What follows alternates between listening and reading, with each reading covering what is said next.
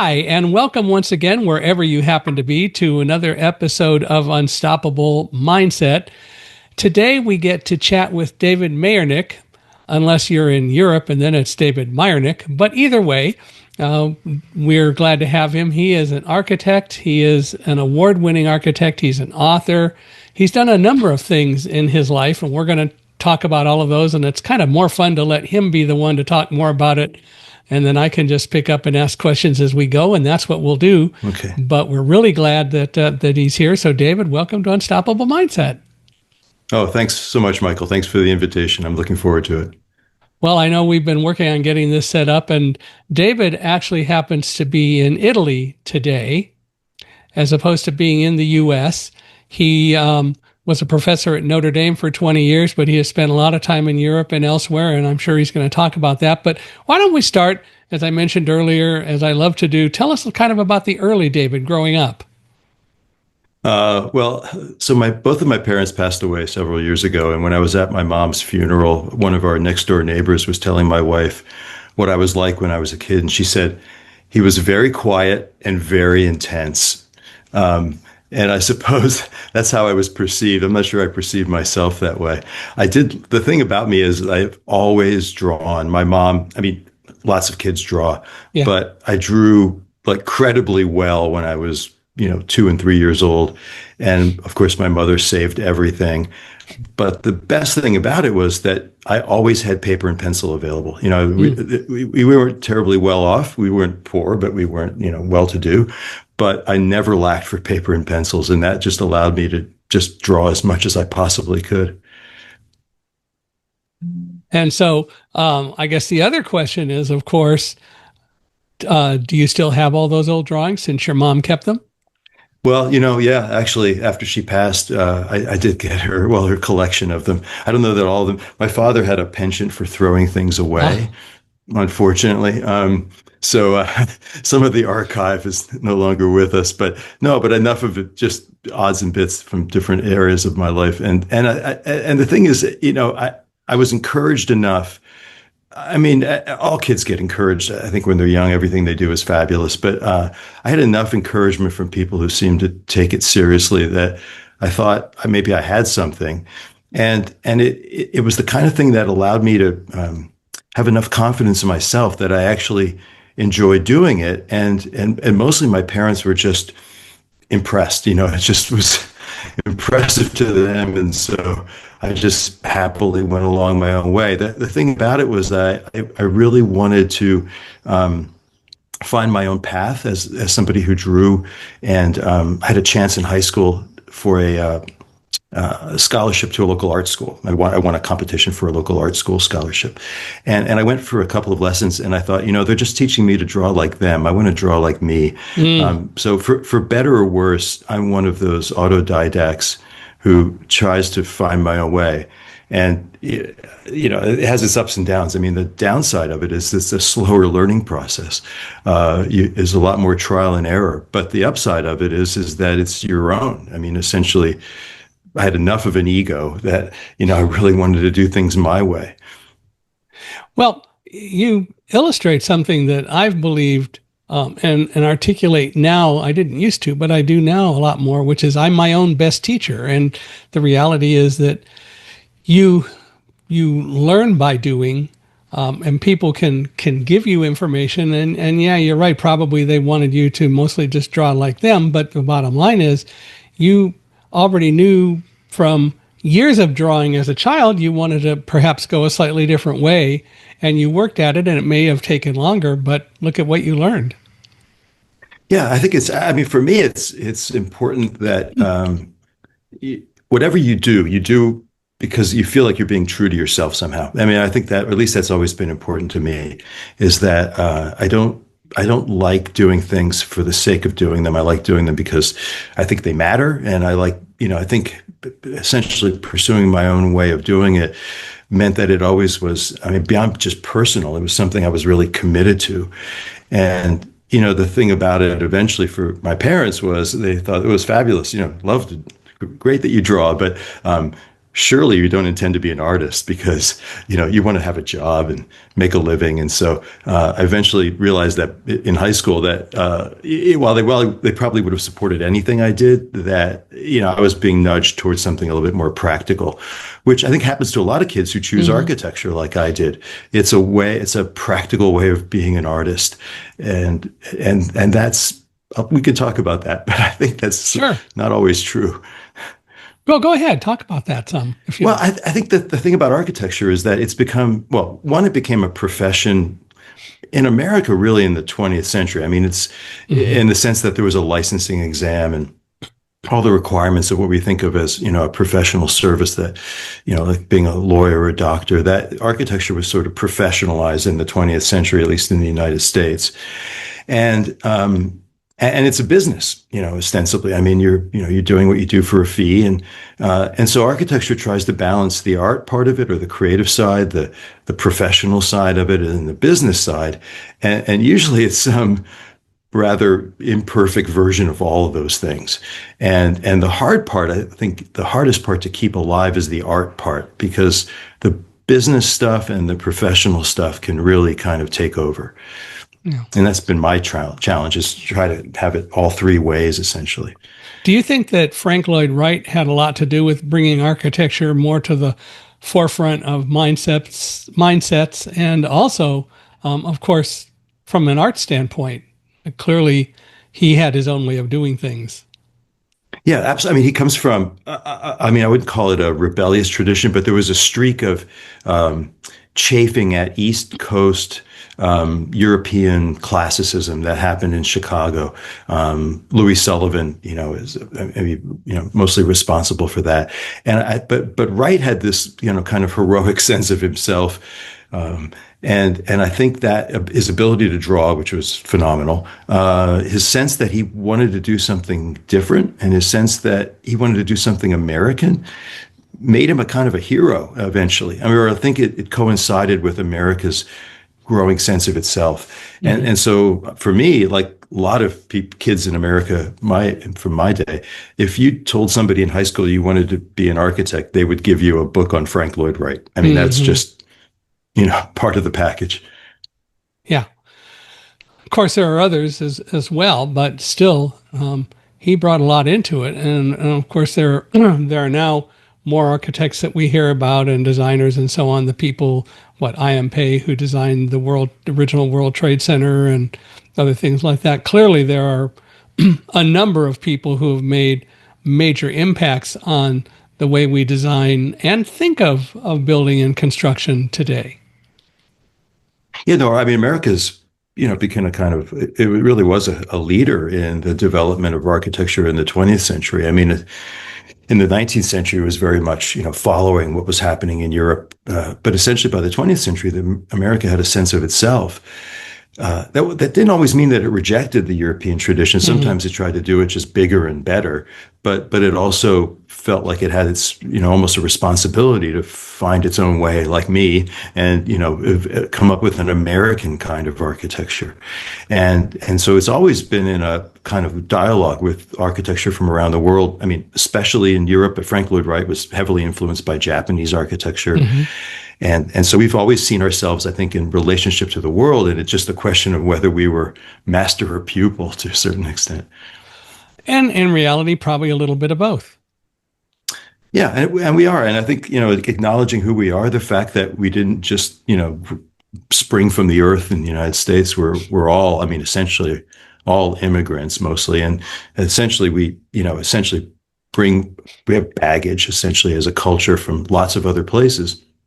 And that's actually an advantage. I think it's actually what makes us a rich culture is the diversity. Even me, my father's family was Slovak, my mother's family Italian, and when I tell Europeans that, they think that's just quintessentially American. That's what makes you an American, is that you're not a purebred of some kind. Yeah, purebred American is really sort of nebulous and not necessarily overly accurate, because you are probably immigrants or part other kinds of races or nationalities as well, and that's okay. It's rich. I think it's a richer, it's to the extent to which you want to engage with it. And the interesting thing about my parents was that they were both children of first generation immigrants. My mom's parents had been older, Italian, and they were already married. And when they came to the States, my father's parents were younger and Slovak, and they met in the United States. And my father really wasn't that interested in his Slovak heritage. I mean, just, he could speak some of the language. He didn't really feel like it was something he wanted to hold on to or pass along. Whereas my mom was, I mean, she loved her parents. She, spoke with them in Italian, or actually not even Italian, the dialect from where her parents came from, which was north of Venice. And so I think she kind of, whether consciously or unconsciously, passed that on to me, that sense that I wanted to be, I was interested in where I came from, where the origins of my, where my roots were. And it's something that had an appeal for me that it wasn't front brain. It was really kind of built into who I was, which is why, one of the reasons I chose to go to Notre Dame to study, where I also wound up teaching, like Welcome Back, Kotter, is that that we had a Rome program. And so I've been teaching in the Rome program for our school, but I was there 44 years ago as a student. Yeah. So quite a while, needless to say. And, I think, my grandmother on my mother's side was Polish. But I never did get much in the way of information about the culture and so on from her. And my mom never really dealt with it much because she was totally from the Bronx in New York and was always just American. So I never really got a lot of that. But very frankly, in talking to so many people on this podcast over almost the last 4 years, talking to a number of people whose parents and grandparents all came to this country and how that affected them, it makes me really appreciate the kind of people who we all are. And we all are a conglomerate of so many different cultures, and that's okay.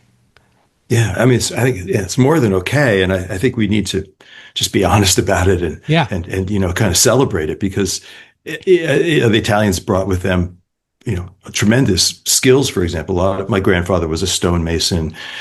During the Depression, he worked, for the WPA, essentially sponsored a whole series of public works projects in the parks in the town. I grew up in Allentown, Pennsylvania, and Allentown has a fabulous park system.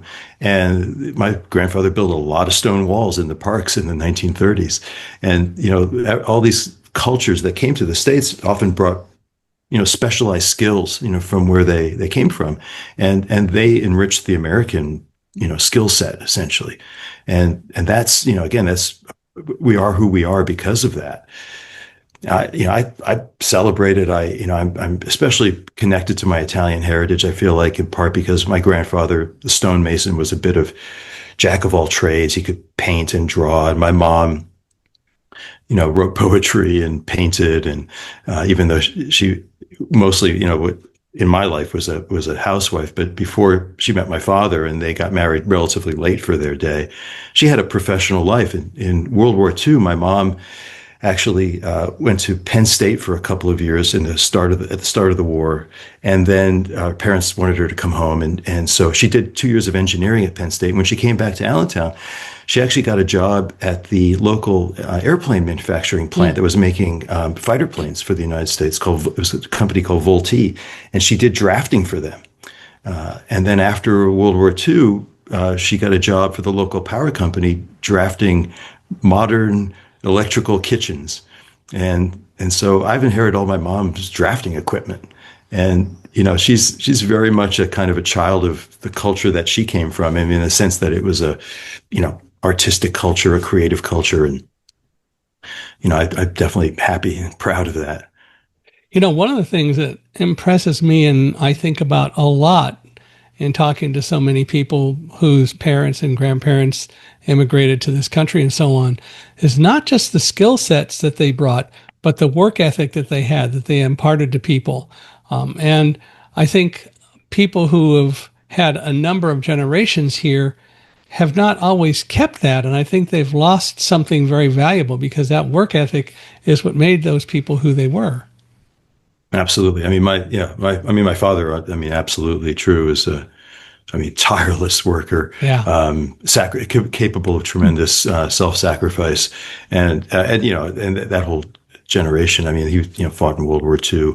He actually joined the Navy underage. He lied about his age to get in the Navy, and but they were capable of tremendous self-sacrifice and tremendous effort. And I think we're always these days we always talk about work-life balance, and I have to say, being an architect, most architects don't have a great work-life balance. Mostly, it's a lot of work and a little bit of life, and that's I don't I think not everybody survives that. Not every Yeah. architect's marriage survives that. Mine has. But I think it's that the idea that you're sort of defined by what you do. I think there's a lot of talk these days about that's maybe not a good thing. I'm sort of okay with that. I'm sort of okay with being defined by what I do. Yeah. And that's okay, especially if you're okay with it. That's good. Well, so you went to Notre Dame, um, and obviously dealt with architecture there some.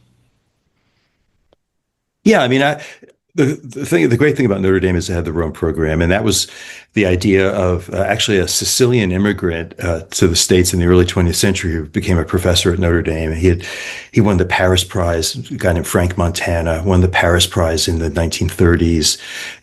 Went to Harvard and was a professor at Notre Dame, and he had the good idea that maybe sending kids to 5 years of architecture education in Indiana maybe wasn't the best well-rounded education possible, and maybe they should get out of South Bend for a year. And he on his own initiative, without even support from the university, started a Rome program, and then said to the university, "Hey, we have a Rome program now."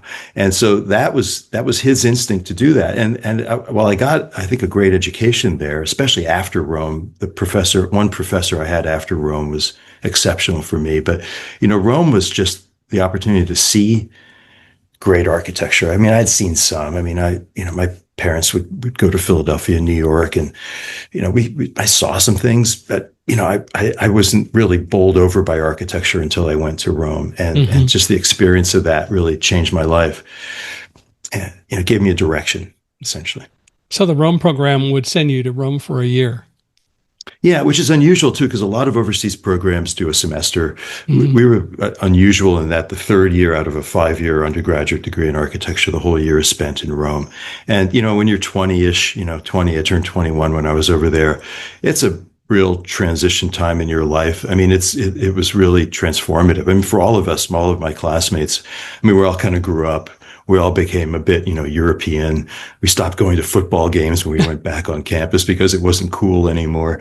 But we definitely were transformed by it personally. But it really opened our eyes to what architecture was capable of, and that once you've kind of seen that, once you've been to the top of the mountain kind of thing, it can really get under your skin and kind of sponsor whatever you do for the rest of your life. At least for me, it did. Yeah. Yeah. So what did you do after you graduated? Well, I graduated, and I think also a lot of our students lately have had a pretty reasonably good economy over the last couple of decades, where it's been pretty easy for our students to get a job. Mm-hmm. I graduated in a recession. I pounded the pavements a lot. I went, staying with my parents in Allentown, went back and forth to New York, knocking on doors. There was actually a woman who worked at the unemployment agency in New York who specialized in architects. And she would arrange interviews with firms. And, I got something for the summer, essentially. Mm. And then finally got a job in the fall for somebody I wanted to work with in Philadelphia. And that guy left that firm after about 3 months because he won a competition and he didn't take me with him. And I was in a firm that I really didn't want to be with. I wanted to be with him, not with the firm. And so I picked up stakes and moved to Chicago and worked for an architect who'd been a visiting professor at Notre Dame.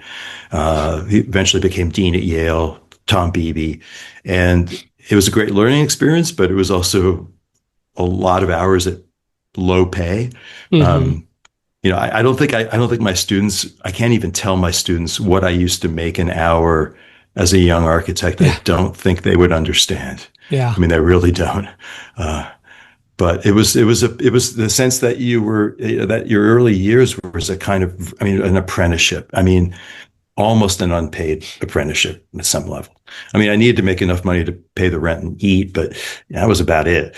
Um, and so I did that, but I bounced around a lot, and a lot of kids, I think a lot of our students, when they graduate, they think that getting a job is like a marriage, like they're going to be in it forever. And, for better or worse, I moved around a lot. I mean, I moved every time I hit what I felt was like a point of diminishing returns.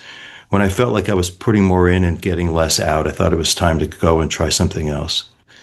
And I don't know that's always good advice. I mean, it can make you look flighty or unstable, but I kind of always followed my instinct on that.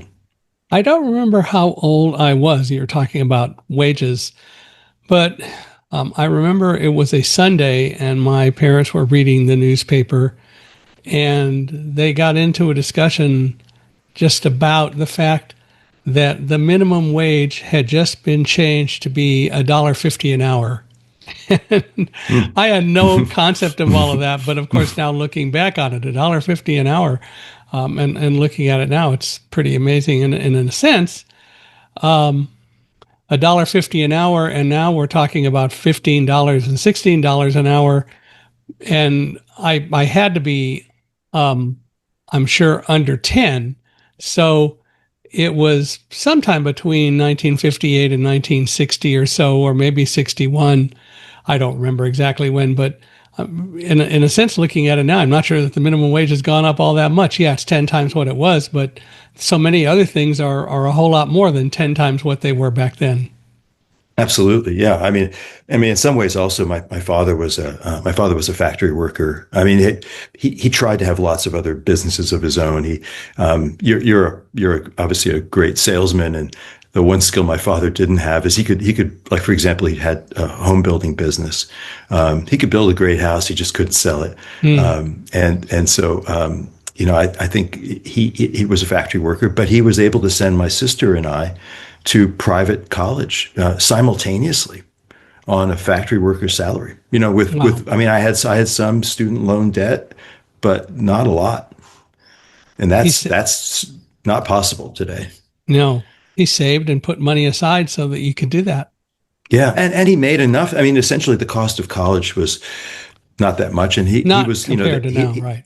yeah, and he had a union job. It was, reasonably well paid. I mean, we lived in a nice middle class neighborhood, and we had a nice life growing up. And he was able to again send us to college, and that's just not possible without a tremendous amount of debt. It's not possible today. So the whole scale of our economy shifted tremendously. What I was making when I was a young architect, I mean, it was not a lot then, but I survived. In fact, I actually saved money in Chicago for a 2 month summer in Europe after that. So, essentially, the cost of living it didn't take a lot to cover your expenses. Right. The advantage of that for me was that it allowed me time when I had free time. After that experience, and I traveled to Europe, I came back and I worked in Philadelphia for the same guy who had left the old firm in Philadelphia and went off on his own, started his own business. I worked for him for about 9 months, but I had time in the evenings because I didn't have to, work 80 hours a week to do other things. I taught myself how to, paint and do things that I was interested in, and I could experiment and try things. And because surviving wasn't all that hard. I mean, it was easy to pay your bills. And I think that's one of the things that's, I think, become more onerous is that I think, for a lot of young people, just kind of dealing with both college debt and then, essentially the cost of living. They don't have a lot of time or energy to do anything else. And, for me, I had the luxury of having time and energy to invest in my own growth, let's say, as a creative person. And, I also tell students that, there are a lot of hours in the day, and whatever you're doing in an office, there are a lot of hours after that. You could be doing something else. And I used every one of those hours as best I could. Yeah. Well, we're all born with challenges in life. What kind of real challenges did you have growing up as you look back on it? My I mean, a few rocky times when my father was trying to have his own business, and um, I'm not saying we grew up, we didn't struggle, but it wasn't, always smooth sailing. Um, but I think one of the things I learned about being an architect, which I didn't realize, and it only kind of has been brought home to me later. Um, right now, I have somebody who's told me not that long ago, you know, the problem is architecture is a gentleman's profession. That architecture historically was practiced by people from a social class Hmm. who knew essentially they grew up with the people who would become their clients. Right. And so the way a lot of architects built their practice was essentially on, family connections and personal connections, college connections, and I didn't have that advantage. So I've essentially had to define myself or establish myself based on what I'm capable of doing, and it's not always a level playing field. The great breakthrough for me in a lot of ways was that one of my classmates and I entered a big international competition when we were essentially 25 years old. I think we entered. I turned 26, and it was an open competition. So no professional requirements. Virtually no entry fee to redesign the state capitol grounds of Minnesota. And it was international, and we actually were selected as one of the top 5 teams that were allowed to proceed on to the second phase. And at which point we we weren't licensed architects. We didn't have a lot of professional sense or business sense. So we had to associate with a local firm in Minnesota, and we competed for the final phase. We did most of the work. The firm supported us, but they gave us basically professional credibility, and we won. We were the architects of the state capitol grounds in Minnesota at 26 years old, and that's because that system of competition was basically a level playing field. It was ostensibly anonymous, at least the first phase, and it was just basically who had the best design. And a lot of the way architects get chosen, the way architecture gets distributed is connections, reputation, things like that. But when you find those avenues where it's kind of a level playing field and you get to show your stuff, it doesn't matter where you grew up or who you are. It just matters how good you are. Yeah. Well, and do you think it's still that way today? There are a lot fewer open professional competitions. There are just a lot fewer of them. It was and maybe they learned a lesson. I mean, maybe people like me shouldn't have been winning competitions. I mean, at some level, we were out of our league. I wouldn't say from a design point of view. I mean, we were very capable of doing what the project involved, but we were not ready for the hardball of collaborating with a big firm and the politics of what we were doing and the business side of it. We got kind of crushed, and eventually they never had the money to build the project, so the project just kind of evaporated. And the guy I used to work with in Philadelphia told me after I won the competition, he said, because he won a competition, he said, the second project is the hardest one to get. Because you might get lucky one time and you win a competition. The question is, how do you build practice out of that? Yeah. And it's a good point. Yeah. I mean, developing some kind of continuity is hard. I mean, I have a longer, more discontinuous practice after that, but that's the hard part. Well, I mentioned challenges before, and we all face challenges and so on. How do we overcome the challenges, our inherited challenges or the perceived challenges that we have? How do we overcome those and work to move forward to be our best? Because that's clearly kind of what you're talking about here. Yeah. Well, true. I mean, so the challenges that we're born with, and I think there are also some challenges that we impose on ourselves. Right. I mean, in the best sense. I mean, the ways that we challenge ourselves. And for me, I'm a bit of an idealist, and the world doesn't look kindly on idealists. If from a business professional point of view, idealism is often. I'm not saying it's frowned upon, but it's hardly encouraged and rewarded. But I think that for me, I've learned over time that you really just beating your head against the wall is not the best. A little bit Yeah. of navigating your way around problems rather than trying to run through them or knock them over is a smarter strategy.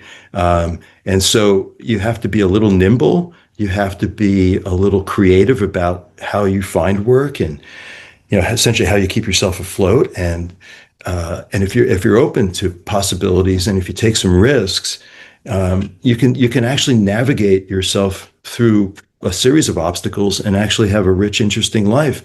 But it may not follow the path that you thought you were starting out on at the beginning.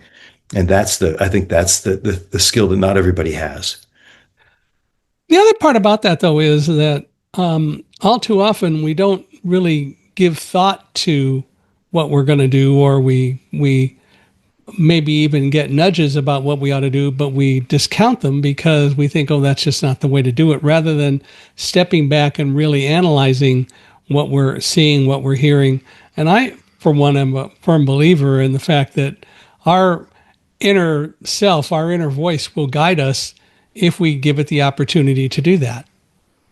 I absolutely agree. I think a lot of people, for better or worse, I've always had a good sense of what I wanted to do with my life, even if architecture was a conscious way to do something that was not exactly maybe what I dreamed of doing. It was a more rational choice, but I've basically followed my heart more or less, and I've done the things that I always believed in and was true to.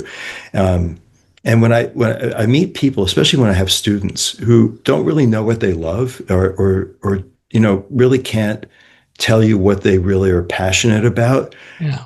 My sense of it is, this is just and I might be completely wrong, but my sense of it is they either can't admit it to themselves or they can't admit it to somebody else. That either in the first case, they're not prepared to listen to themselves and actually really dig deep and think about what really matters to them.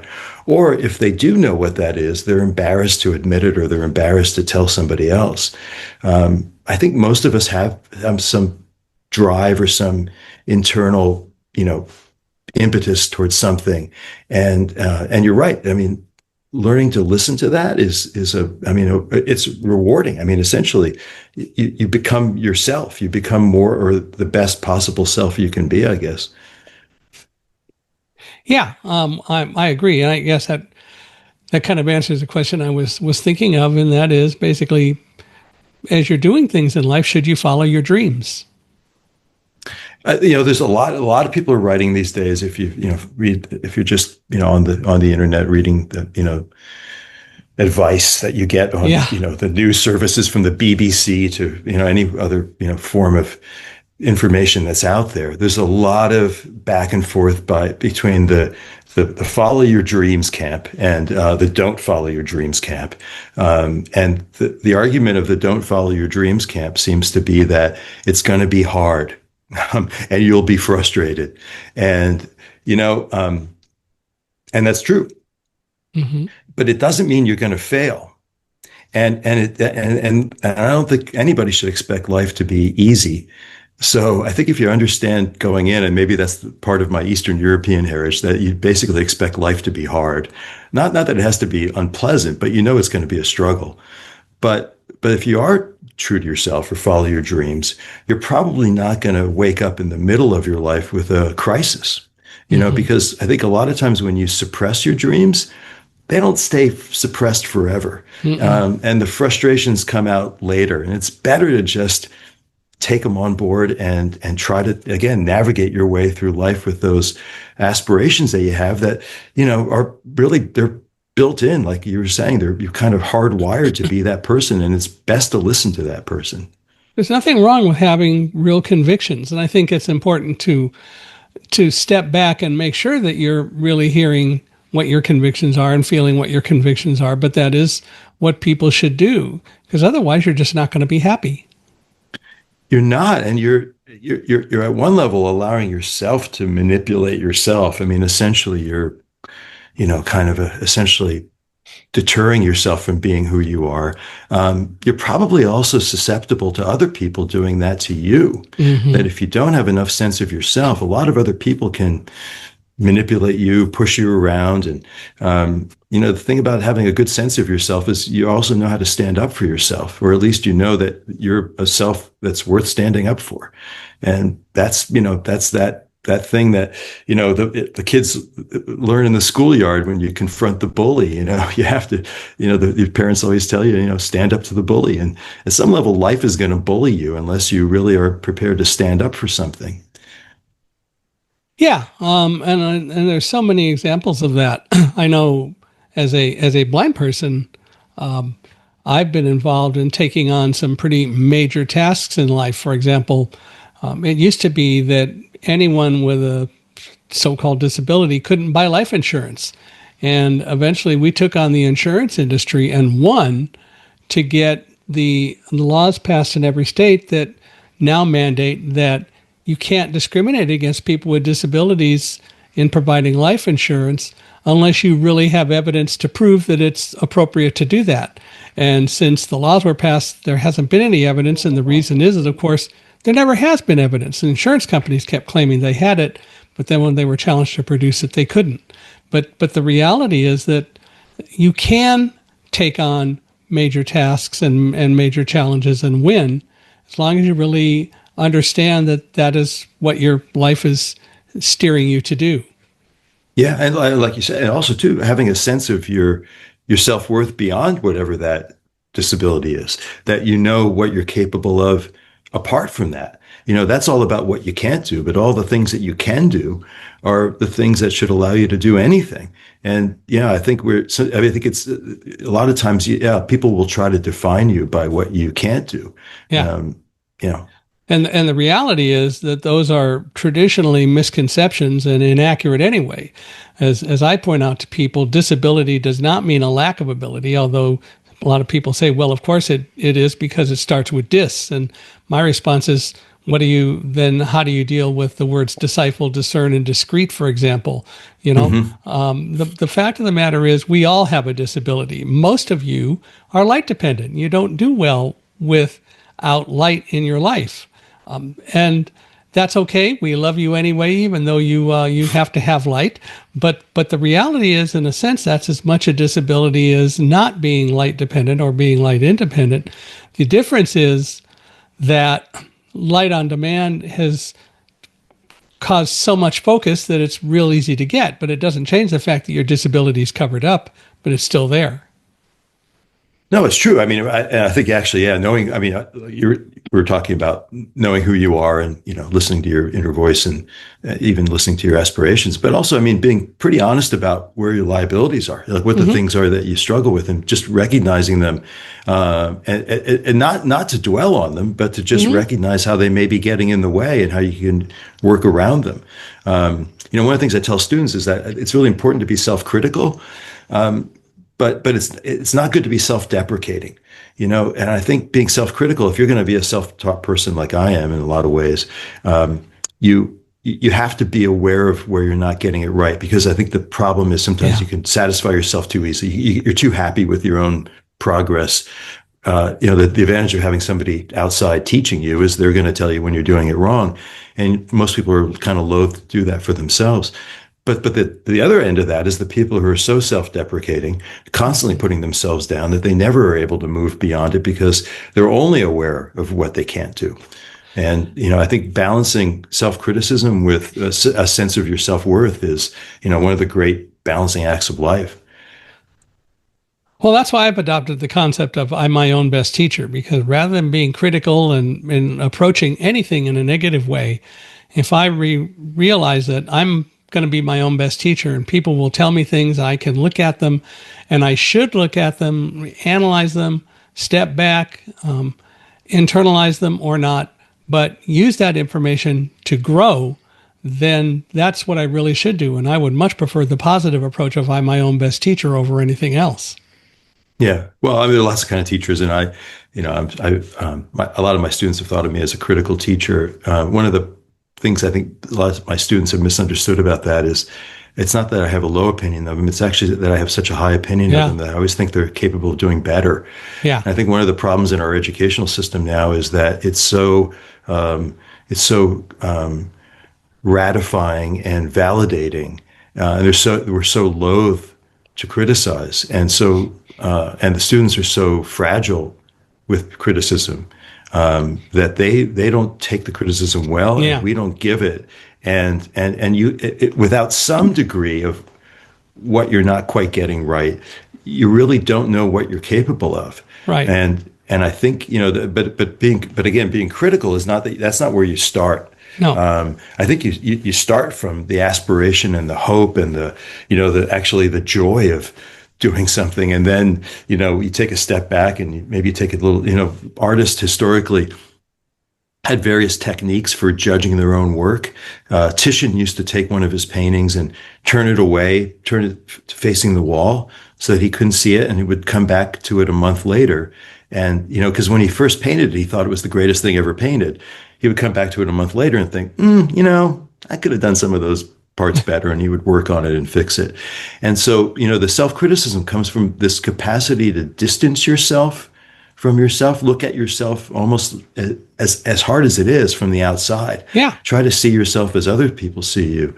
Because I think in your own mind, you can kind of become completely self-referential. Right. And, these are all life skills. I've had to say this to somebody recently, but, I think the thing you should get out of your education is learning how to learn. Mm-hmm. And like you're talking about, essentially, how do you approach something new or challenging or different has to do with essentially do you know how to grow and learn on your own? Yeah, exactly. Well, being an architect and so on, how did you end up going off and becoming a professor and teaching? A lot of architects do it. I have to say, I mean, there's always a lot of the people who were the kind of heroes when I was a student were practicing architects who also taught. And they had a kind of, let's say, intellectual approach to what they did. They were conceptual. It wasn't just the mundane aspects of getting a building built, but they had some sense of where they fit with respect to the culture, with respect to history, and issues outside of architecture, the extent to which they were tied into other aspects of culture. And so I always had the idea that, to be a fully,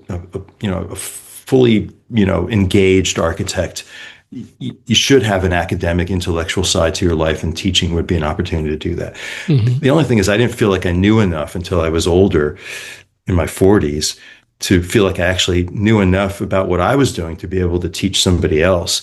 A lot of architects get into teaching early, I think, before they're actually fully formed and have their own identities.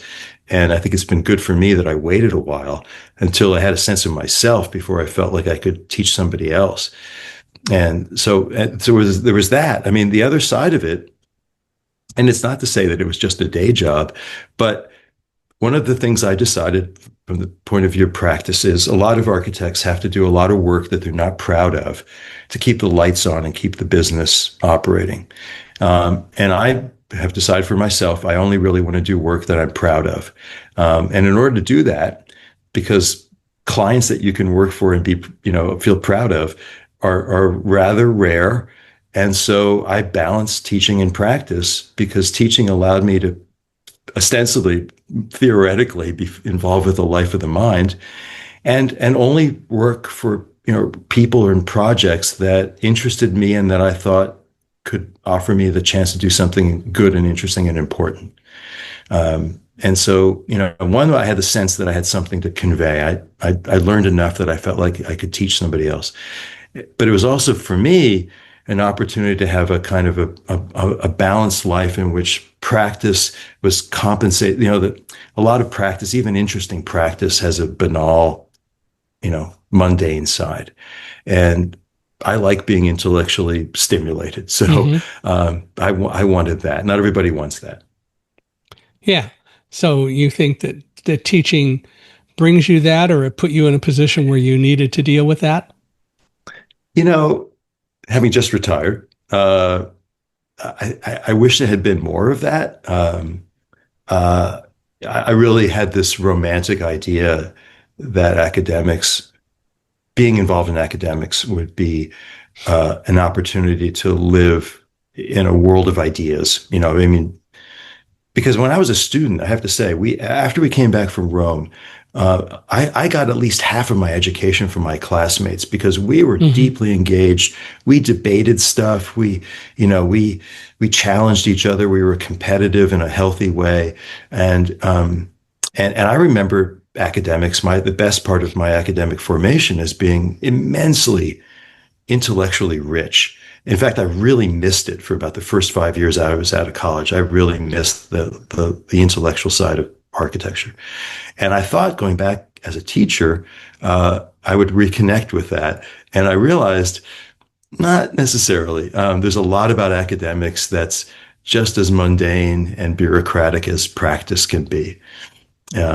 So if you really want to have a satisfying intellectual life, unfortunately, you can't look to any institution or other people for it. You got to find it on your own. Paperwork, committee meetings, just stuff. Yeah. yeah, Yeah.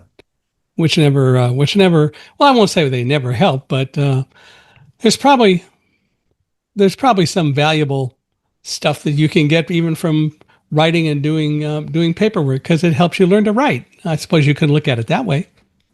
No, it's true. I mean, you're definitely a glass half full guy, Michael. I appreciate that. Yeah. No, it's good. No, I mean, I obviously I always try to get the most out of whatever experience I have, but I mean, in the sense that there wasn't as much intellectual discourse, Yeah, as I would have liked. as we would have liked. Yeah. Yeah, and in the practice or in the more academic side of architecture several years ago, somebody said we were in a post-critical phase, like that ideas weren't really what was driving architecture. It was going to be driven by issues of sustainability, issues of social structure, essentially how people live together, issues that have to do with things that weren't really about, let's call it, design in the aesthetic sense. And all that stuff is super important. And I'm super interested in, the social impact of my architecture, the sustainable impact of it, but the kind of intellectual side of the design part of it. We're in a weird phase where that's just not in my world. It's not talked about a lot. It's not what it used to be. Something tells me you may be retired, but you're not going to stop searching for intellectual and various kinds of stimulation to help keep your mind active. Oh gosh, no. I mean, effectively, I just stopped one particular job. I describe it now as quitting with benefits.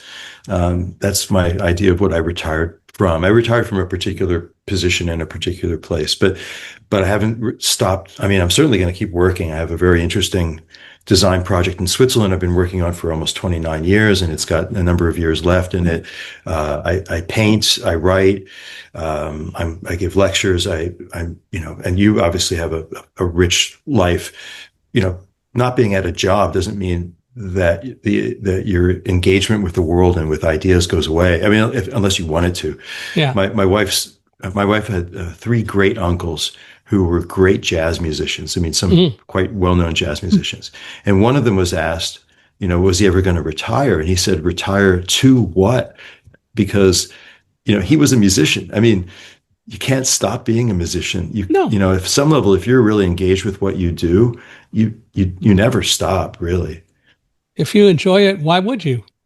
No, I mean, the best thing is that your work is your fun. I mean, we talked about the idea that, you're kind of defined by your work, but if your work is really what you enjoy, I mean, actually it's fulfilling, rich, enriching, interesting. You don't want to stop doing that. I mean, essentially you want to do it as long as you possibly can. Yeah. And it's really important to do that. And I think in reality, when you retire from a job, you're not really retiring from a job. You're retiring, as you said, from one particular thing, but the job isn't a negative thing at all. It is what you like to do. Yeah, I mean, there are the things that you do that, I mean, I guess the job is if you like, the thing that is the institution or the entity that, pays your bills and that kind of stuff. But the career or the thing that you're invested in, the way you define yourself is you never stop being that person, Yeah. and in some ways, what I'm looking forward to is a richer opportunity to pursue my own avenue of inquiry and, do things on my own terms without some of the obligations I had as a teacher. And where's your wife in all that? So she's with me here in Lucca, and she's had a super interesting life because she studied when we were together in New York. She was getting a degree in art history, medieval and Renaissance studies and art history at NYU, and then she decided she really wanted to be a chef. And she went to cooking school in New York, and then worked in a variety of food businesses in New York, and then got into food writing, and food styling for magazines, making food for photographs, and then eventually writing. And through a strange series of connections and experiences, she got an opportunity to cook at an art foundation in the south of France. And I was in New York, and I was freelancing. I'd quit a job I'd been at for 5 years, and I was freelancing around doing some of my own stuff and working with other architects.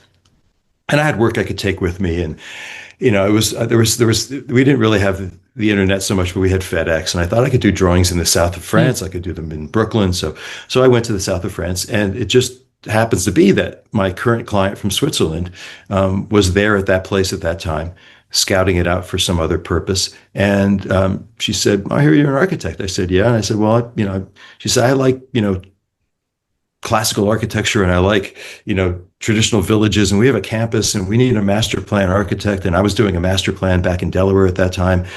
And my wife's, career trajectory actually enabled me to meet a client who's basically given me an opportunity to build, really interesting stuff, both in Switzerland and in England for the last, again, almost 29 years. Mm-hmm. And so my wife's been a partner in this, and she's been, because she's pursued her own parallel interests, but our interests overlap enough, and we share enough that our interests are kind of mutually reinforcing.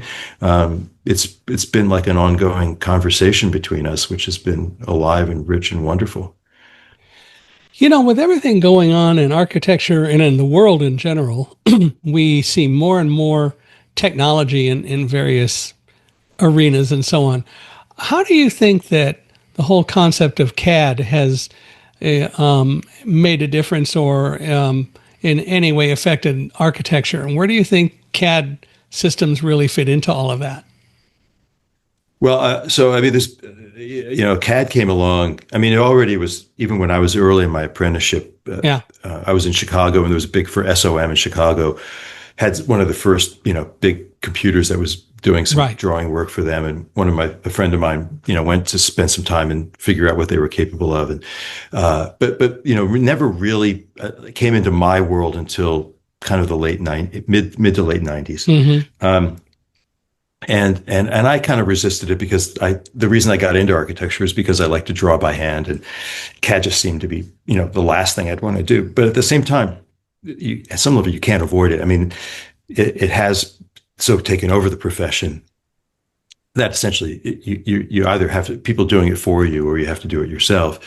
And so the interesting thing is, I guess, that at some point with Switzerland, I had people helping me and doing drawing for me, but I eventually taught myself. And I jumped over CAD, and I went to a 3D software called ArchiCAD, which is a parametric design thing where you're essentially building a 3D model. Because I thought, look, if I'm going to do drawing on the computer, I want the computer to do something more than just make lines, because I can make Right. lines on my own. But so the computer now was able to help me build a 3D model and understand buildings in space and construction.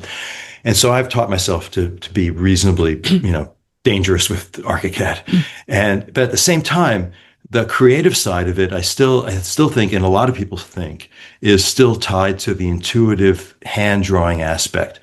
And so a lot of schools that gave up on hand drawing have brought it back, at least in the early years of formation of architects, only for the conceptual side of architecture, the part where you are doodling out your first ideas, because CAD drawing is essentially mechanical and methodical and sort of not really intuitive, whereas the intuitive marking of paper with a pencil is much more directly connected to the mind's capacity to kind of speculate and imagine and daydream a little bit, or wander a little bit. Your mind wanders, and it actually is a time when some things can kind of emerge on the page that you didn't even intend.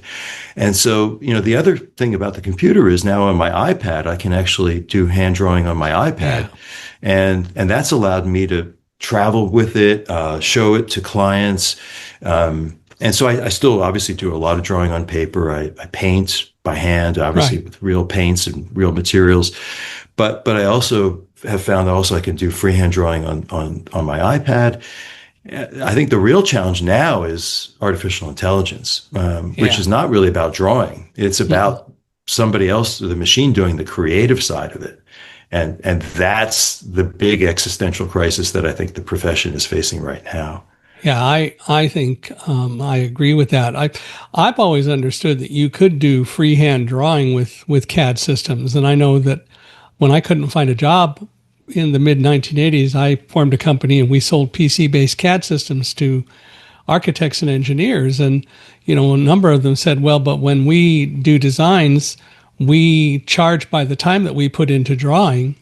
Mm-hmm. And we can't do that with a CAD system because it'll do it in a fraction of the time. And my Right. response always was, you're looking at it all wrong. You don't change how much you charge a customer, but now you're not charging for your time, you're charging for your expertise, and you do the same thing. And the architects who got that were pretty successful using CAD systems, and felt that it wasn't really stifling their creativity to use a CAD system to enhance and speed up what they did, because it also allowed them to find more jobs more quickly. Yeah, one of the things it did was actually allow smaller firms to compete with bigger firms because Hmm. you just didn't need as many bodies to produce a set of drawings to get a project built or to make a presentation. So, I mean, it has at one level, and I think it still is, a kind of a leveler of, in a way, the scale side of architecture, that a lot of small creative firms can actually compete for big projects and do them successfully. It's also facilitated collaboration Mm, because of the ability to exchange files and have people in different offices, even around the world, working on the same drawing. So, right. I'm working in Switzerland. One of the reasons to be on CAD is that I'm, sharing drawings with local architects there, engineers, and that, that collaborative sharing process is definitely facilitated by the computer. Yeah, and information exchange is always valuable, especially if you have a number of people who are committed to the same thing. It really helps. Collaboration is always a good thing. Yeah, I mean, I think there's always the challenge between the ego side of architecture, the Yeah, creative there's that. genius, the Howard Rourke fountainhead, romantic idea. And the reality is that it takes a lot of people to get a building built, and one person really can't do it by themselves. Yeah. And so collaboration is kind of built into it. At the same time, for any kind of coherence or any kind of, let's say, anything that brings a kind of an artistic integrity to a work of architecture, mostly that's got to come from one person, or at least people with enough shared vision that there's a kind of coherence to it. And so there still is space for the individual creative person. It's just that it's inevitably a collaborative process to get, it's the 1% inspiration, 99% perspiration side. Architecture is very much that. There's a lot of heavy lifting that goes into getting a set of drawings done to get a building built. And one person can't do that, really.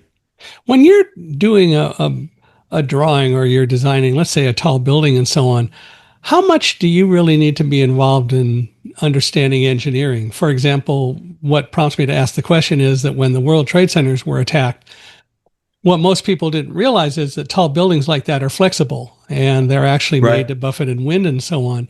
Do Sure. you get involved in that sort of thing, or do you just design the building and the engineers and other people then worry about how to actually construct it? Well, I mean, I think good architects know enough. I think one of the ways people sometimes define an architect, or I know architects who define themselves this way, is they're like a traffic cop. Like they're basically orchestrating, coordinating a whole bunch of collaborating professionals, specialists, engineers of various kinds, or mechanical engineers, structural engineers, and other specialized kind of expertise in construction systems and materials. But the architect has to know enough about all of those things to integrate and synthesize them. That essentially that the structure isn't in some way or another at odds with the architectural intent.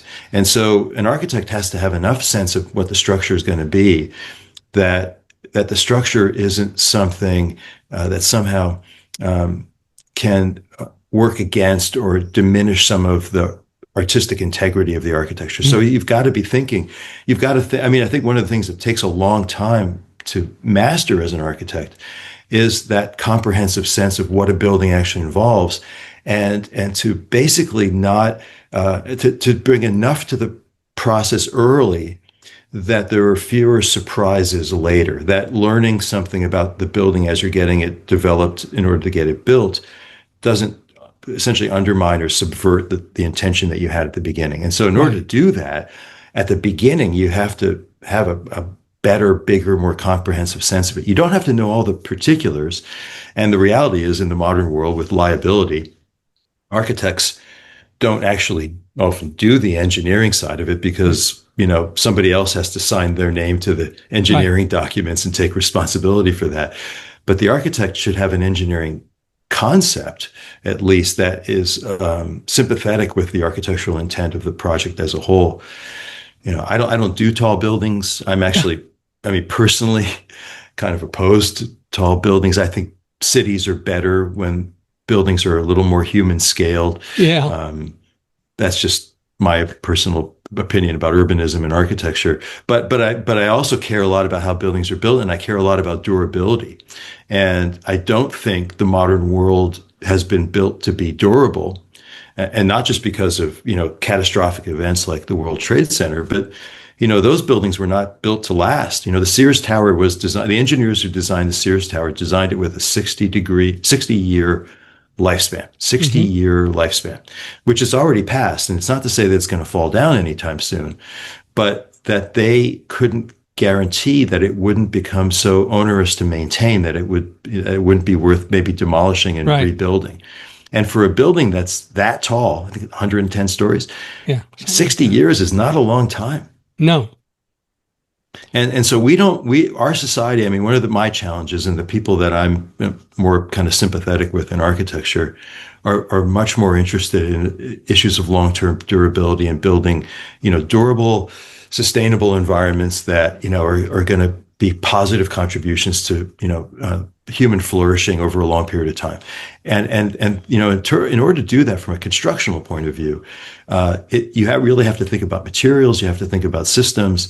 And, if you really want to talk about durability, there aren't a lot of proven durable building systems. A lot of architecture is experimenting with things we really can't guarantee will work 100 years from now.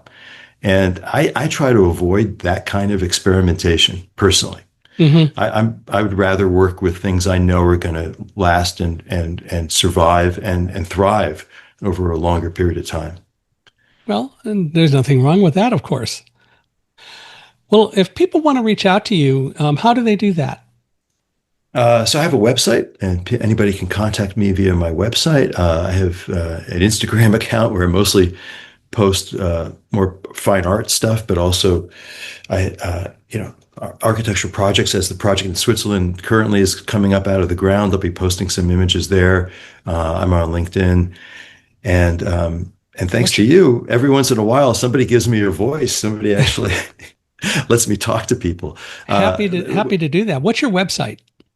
It's my name, davidmayernik.com. Spell that if you would.